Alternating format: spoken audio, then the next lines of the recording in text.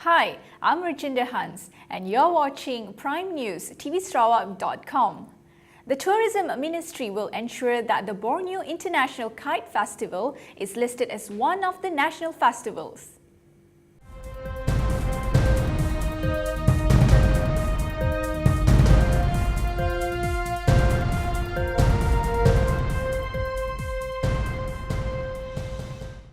The Tourism Ministry will ensure that the Borneo International Kite Festival is listed as one of the national festivals and included in the activity calendar once the government declares 2015 Malaysia Festival Year. Tourism Minister Dato' Amar Abang Haji Johari Tun Openg said the BIKF was a unique festival because kite flying was a test of skills and modern kites of various shapes could attract the kite enthusiasts from around the world to participate in the event. Besides that, the kite festival through promotion could give some positive impacts on the economic development as well as investment in the state. Johari said among the positive impacts of the festival included the increased revenues for traders and hotel operators because the overseas players would certainly be looking for accommodation during the festival. Apart from the economic spillover, the multiracial society can interact more closely with one another, so unity can be enhanced. Therefore, for the declaration of 2015 Malaysia Festival Year, the ministry will ensure the BIKF is included. Further discussion on the matter will be held with the Minister of Tourism and Culture, Datuk Seri Muhammad Nazri Aziz, soon, said Johari during the opening ceremony of the 10th BIKF at the Bintulu Old Airport here yesterday. He said once the Tourism and Culture Ministry agreed with the suggestion, Bintulu would not just only be well known as an industrial city, but also as a tourism destination through the BIKF. He hoped tourist arrivals to Sarawak would also increase this year. The Ministry of Education is committed to helping government-aided religious schools as well as private religious schools in the state, says Assistant Minister of Islamic Affairs Datuk Daud Abdul Rahman. He said that religious schools in Sarawak are very lucky to receive an allocation totaling almost 10 million ringgit this year as compared to only 1.5 million last year. He added that the money is normally used for the purpose of upgrading or repairing of existing infrastructure and facilities in the schools. Datuk Daud said to reporters when met after receiving the mock checks from Chief Minister Datuk Patinggi Tan Sri Adnan Satim at the new DUN complex here yesterday. The Chief Minister was representing the Ministry of Education to hand over the allocation to government-aided and private religious schools in the state, while Daud received it on behalf of the state government. The allocation was part of the special stimulus package assistance for both religious and mission schools.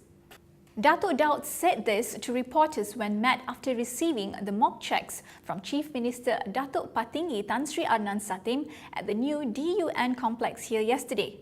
The Chief Minister was representing the Ministry of Education to hand over the allocation to government-aided and private religious schools in the state, while Daud received it on behalf of the state government. The allocation was part of the special stimulus package assistance for both religious and mission schools. A reference booklet on guidelines and policies on building structures will be made available soon by Kuching City South Council for consultants, engineers, developers and lawyers. MBKS Councillor Su Chua Pin, Chairman for the Standing Committee for Building Control, explained that MBKS had over the years issued guidelines and policies regarding buildings works. He said that with the booklet format to refer, and there will be no excuse for anyone not to know about them. Meanwhile, the council handed over a retirement award and certificate to one of its staff members, Tommy Sien, who has been with the council for 40 years as a driver at its engineering section. Tommy received a cash reward of 1,000 ringgit. Among those present at the council meeting were MBKS Mayor Datuk James Chan, Deputy Mayor Abang Afandi Abang Anwar and Secretary John Lee.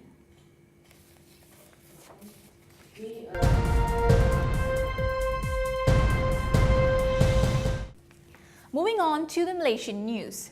The cooperation from private institutions of higher education is crucial if Malaysia's education system is to be transformed, said Deputy Prime Minister Tan Sri Muhyiddin Yassin. These institutions played key roles in the democratization and internationalization of the country's higher education sector, he said. Tan Sri Muhyiddin, who is also Education Minister, said the government aimed to attract up to 200,000 international students by the year 2020. He believes that with government's move in strengthening English as teaching and learning medium, more international students will make Malaysia a destination of their choice.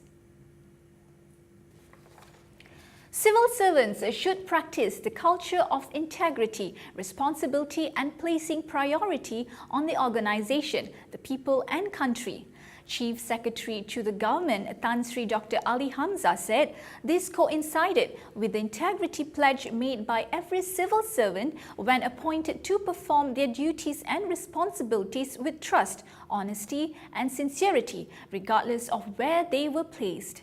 Ali commented on several cases related to integrity involving civil servants, including the detention of 7 Royal Malaysian Customs Department personnel on suspected corruption last Friday and other individuals over leakages in the 2014 Ujian Pencapaian Sekolah Rendah papers. As a member of the Board of Directors of the Malaysian Integrity Institute, he said several incidents involving the integrity of civil servants of late were viewed as having the possibility of tarnishing the reputation and image of the service. He said, although only a small number of civil servants committed the offences, the effort to bring back the confidence and trust of the people would surely be difficult and time-consuming. Tan Sri Ali also recorded his appreciation for the Special Task Force comprising the Police, Inland Revenue Board of Malaysia, Bank Negara Malaysia and Cyber Security on their success in detaining senior officers of the Malaysian Customs Department allegedly involved in corrupt activities to smuggle alcohol and cigarettes. At the same time, he was confident that careful investigation was being carried out by the authorities over leakages in the UPSR examination papers this year. He stressed that the government would not tolerate those who had broken the law on the matter. Barisan Nasional has retained the Pangkalan Kubor state seat for the 4th term with a bigger majority of 2,635 votes. Barisan secured 9,961 votes, while PAS garnered 7,326 votes and independent candidate Izzat Bukhari Ismail Bukhari obtained 38 votes. The by-election was a 3-cornered contest between Barisan's Mat Razi Mat Ali, Wan Rosti Wan Ibrahim of PAS and Izzat Bukhari.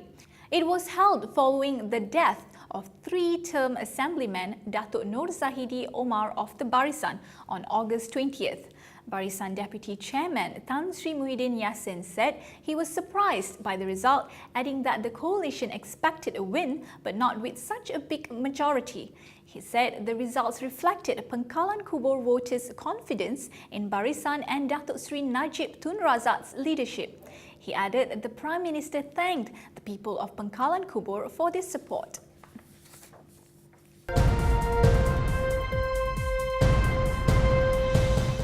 Moving on to the global front. The People's Liberation Army has geared up its fight against corruption and abuse of power, requesting that officers hand in any houses or cars they are using in violation of regulations.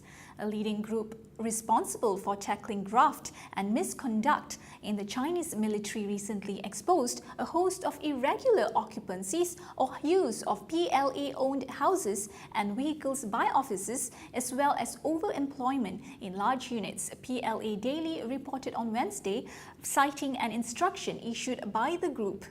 The exposure of the irregularities was intended for military personnel with the aim of warning officers the anti-graft campaign would not cease until all corruption was rooted out and eliminated, an insider said.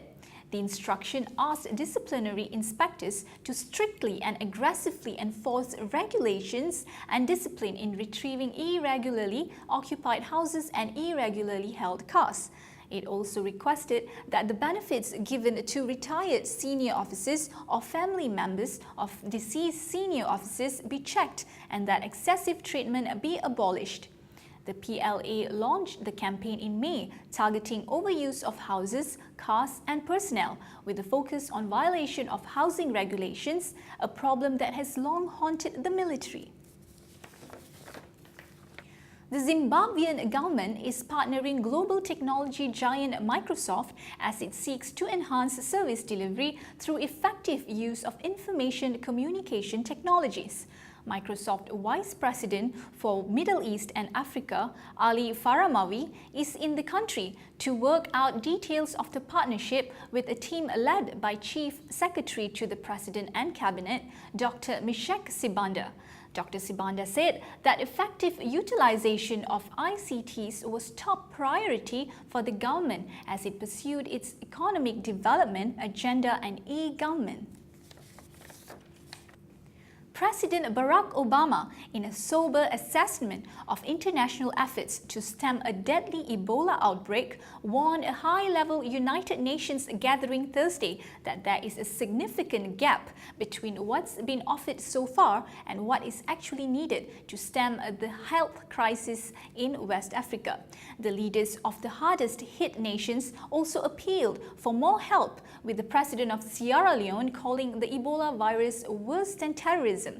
The emergency UN session on Ebola reflected the deep concern about an outbreak that has so far killed nearly 3,000 people. US health officials have warned that the number of infected people could explode to at least 1.4 million by mid-January, though they have also cautioned that the totals could peak well below that if efforts to control the outbreak are ramped up.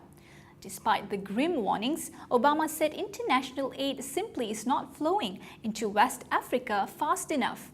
On Thursday, top lawmakers in Congress also approved the use of leftover Afghanistan war money to begin funding Obama's $1 billion request to help fight the outbreak. Obama has come under criticism from some in West Africa for a slow response to the outbreak. He outlined a more robust plan last week, announcing that the US would dispatch 3,000 US troops to Liberia to set up facilities and form training teams to help with the response. The Pentagon mission will involve airlifting personnel, medical supplies and equipment such as tents to house Ebola victims and isolate people exposed to the virus. European Commission Chief José Manuel Barroso announced Thursday that the European Union was increasing aid to tackle the outbreak by nearly $40 million. The Ebola outbreak has hit Sierra Leone, Liberia and Guinea the hardest, leaving aid groups in the region scramble desperately for resources. Irish teenagers Ciara Judge, Emir Hickey and Sophie Healy-Tho, all 16, have won the Google Science Fair 2014. Their project, Combating the Global Food Crisis, aims to provide a solution to low crop yields by pairing a nitrogen-fixing bacteria that naturally occurs in the soil with cereal crops it does not normally associate with, such as barley and oats. The results were incredible. The girls found their test crops germinated in half the time and had a dry mass yield up to 74% greater than usual. The trio are not newcomers to scientific achievement. In 2013, they were awarded first place in a national science competition from a field of 2,000 entries. They then represented Ireland in the European Contest for Young Scientists in September 2013, where they also won first place. As the grand prize winners of the Google Science Fair 2014, Ciara, Emir and Sophie each received a 10-day trip to Galapagos Islands, provided by National Geographic, a $50,000 scholarship from Google, a personalized Lego prize provided by Lego Education, and the chance to participate in astronaut training at the Virgin Galactic Spaceport in the Mojave Desert. As the grand prize winners of the Google Science Fair 2014, Ciara, Emir and Sophie each received a 10-day trip to Galapagos Islands provided by National Geographic, a $50,000 scholarship from Google, a personalized Lego prize provided by Lego Education, and the chance to participate in astronaut training at the Virgin Galactic Spaceport in the Mojave Desert. Russia has sent a woman into space for the first time in 17 years as part of a joint US-Russian mission to the International Space Station. Yelena Serova and two male colleagues, an American and a Russian, docked with the ISS 6 hours after blasting off from Kazakhstan in a Soyuz spacecraft. Ms. Serova is only the fourth female Russian cosmonaut to enter space and is the first to fly to the ISS. The last female astronaut on the ISS was the American Karen Nyberg, who was in orbit for 6 months in 2013. Russia was the first country to send a woman into space when Valentina Tereshkova blasted off in 1963. Iranian President Hassan Rouhani has blamed the rise of violent extremism in the Middle East on the West's strategic blunders. Speaking at the United Nations General Assembly, Mr. Rouhani said the solution for the crisis had to come from within the region. He also accused certain intelligence agencies of funding groups such as Islamic State in Syria and Iraq. Mr. Rouhani also spoke of the ongoing negotiations over Iran's nuclear program, saying that he was hopeful of reaching a final agreement in the time remaining. Iran and countries representing the P5+1 group, Germany and the permanent members of the UN Security Council, the United States, Britain, China, France and Russia are involved in the negotiations. They are discussing the potential lifting of Western sanctions upon Iran in exchange for a scaling back of its uranium enrichment program. Thank you for watching. I'm Rajinder Hans signing off for tvsarawak.com. Have a great weekend ahead.